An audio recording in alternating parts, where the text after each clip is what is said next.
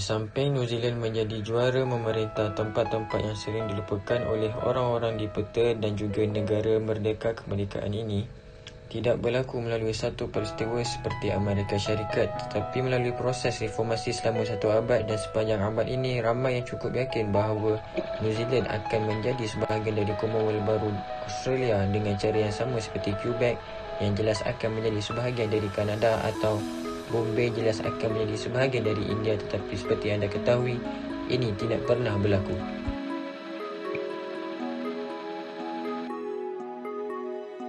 Mengapa New Zealand bukan sebahagian daripada Australia? Pada mulanya, kita harus kembali ke zaman pra-Australia yang disebut pertengahan abad ke-19 pada ketika ini.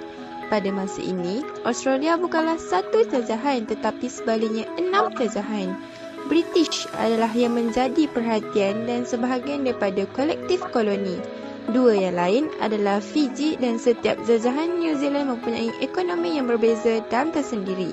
Kepentingan dan budaya asing yang berbeza, itulah sebab mengapa pada awalnya ramai orang yang menentang persekutuan.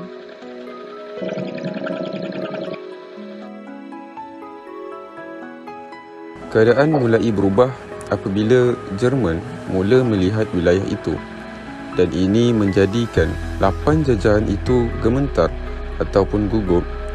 Dan ketika koloni jajahan New South Wales berubah fikiran tentang federalisasi, beberapa koloni lain juga dikhawatiri akan ditinggalkan. Sudah tiba masanya untuk New Zealand membangun di Australia. Pemisah ini tidak menjadi masalah, sementara New South Wales, Tasmania, Victoria, Queensland, Australia Selatan dan negara-negara yang lain mungkin telah berdagang, terutamanya antara satu sama lain. Akan tetapi, New Zealand kebanyakannya berniaga dengan Britain. Terdapat juga alasan dan sebab lain kenapa New Zealand menolak persekutuan. Yang pertama adalah jarak besar antara New Zealand itu sendiri dan Australia, yang mana mereka mempunyai jarak yang hampir sama antara Britain dan Morocco.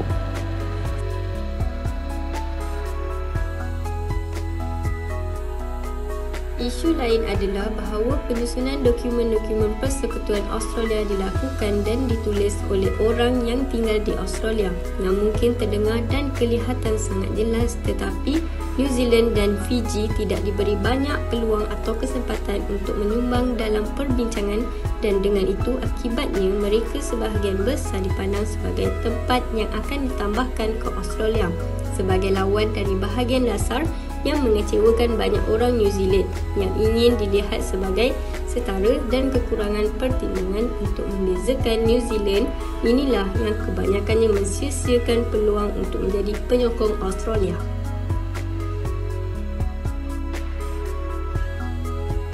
Kalau korang nak tahu, New Zealand sebuah negara yang mempunyai sejarah yang sangat rumit dan panjang yang melibatkan antara penduduk asli pulau itu.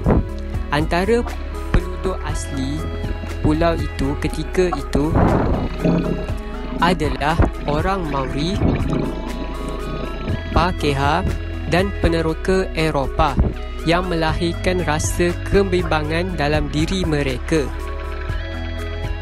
Sekiranya New Zealand bergabung dengan Australia, orang Maori berfikiran bahawa sekali lagi mereka akan menjadi warga kelas 2 dan berlakunya pengkhianatan ke atas perjanjian Waitangi, ataupun dikenali dengan nama bahasa Inggerisnya Treaty of Waitangi, yang akan menyebabkan perang lain.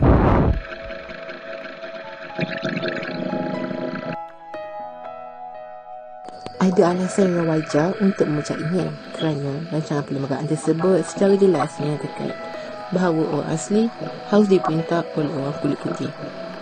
Dan New Zealand dengan itu menuntut agar perkara ini tidak berlaku. Mereka akan menolak untuk bergabung kecuali Australia mengubah perlembagaannya yang dipersetujui olehnya. Jadi, mengapa ini tidak cukup baik? Ini disebabkan menjadi kebimbangan oleh penduduk New Zealand mengenai jumlah pekerja Cina dan Asia di Australia. Dan terutama kemungkinan potensi pekerja tersebut pergi atau berpindah ke New Zealand yang benar-benar tidak diinginkan oleh para pemimpin di sana ketika Australia bersekutu pada tahun 1901. Oleh sebab inilah bangunannya menjadikan New Zealand menggunakannya, walaupun masih ada kontrak dalam perlembagaan Australia yang membolehkan New Zealand bergabung bila mahu, sehingga pintu masih terbuka. Kesimpulannya, terdapat banyak faktor yang menyebabkan New Zealand tidak mahu menyertai persekutuan dengan Australia. Tetapi yang tersenarai hanyalah sebab utama sahaja. New Zealand mahu memerintah negaranya tanpa rasa menjadi orang bawahan dan mahu mendapat hak yang sama rata. Ini membuatkan New Zealand membangunkan negara mereka dengan sendiri.